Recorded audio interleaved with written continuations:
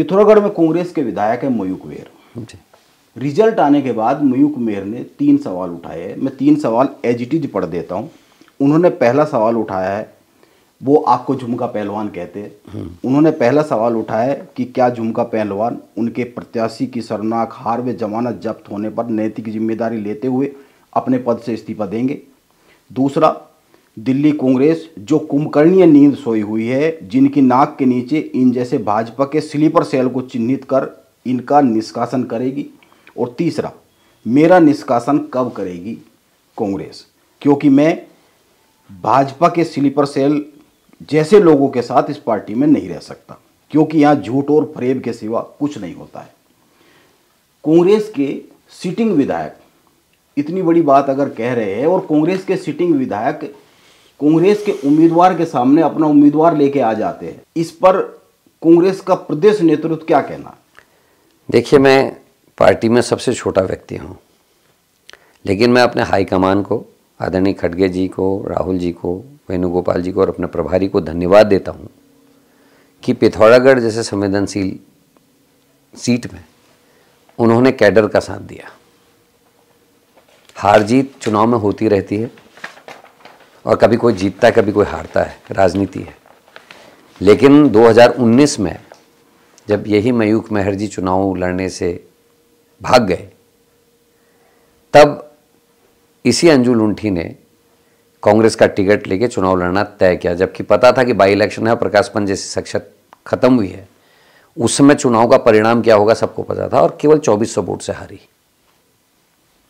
मयूक मेहर जी ने एक झूठ बोला अभी इस इलेक्शन में कि मैं बीमार था और मुझे चौपर से जो है धामी जी ले गए, जबकि 2019 के चुनाव में मयूक मेहर जी कुछ दिन प्रचार कर रहे थे और तब धामी जी कुछ भी नहीं थे ऐसे कि वो चौपर से ले जा सके या उनकी मदद कर सके।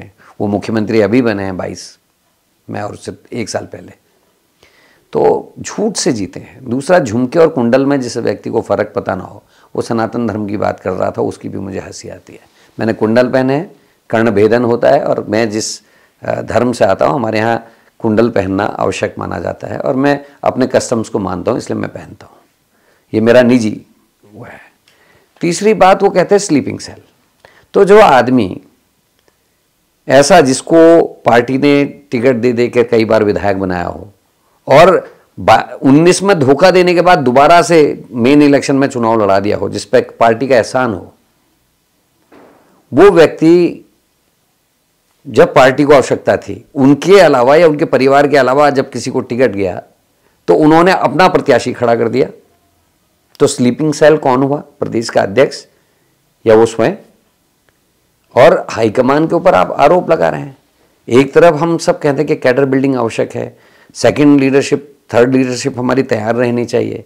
दूसरी तरफ हम जब छोटे चुनाव हैं, आपकी विधायकी को तो कोई चैलेंज था नहीं मयूक मेहर जी की, भाई उन्हीं ने लड़ना था 27।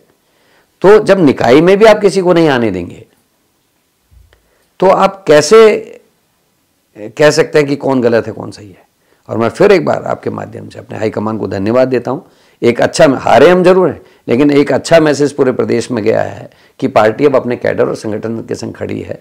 किसी ऐसे व्यक्ति के दबाव में पार्टी काम नहीं करेगी जो अपने ताकत के दम पर या विधायक होने के दम पर या किसी अन्य दम पर जो है पार्टी को चैलेंज करे। ये सीधा सीधा चैलेंज हाईकमान को है, खड़गे जी को है, ये चैलेंज राहुल गांधी जी को है, ये चैलेंज वेणुगोपाल जी को है, ये चैलेंज हमारे प्रभारी को है। ये संयुक्त प्रयास से टिकट हुए हैं और बातचीत के बाद टिकट हुए हैं। ये ज़रूरी नहीं कि हर चीज़ विधायक के कहने के हिसाब से ही हो।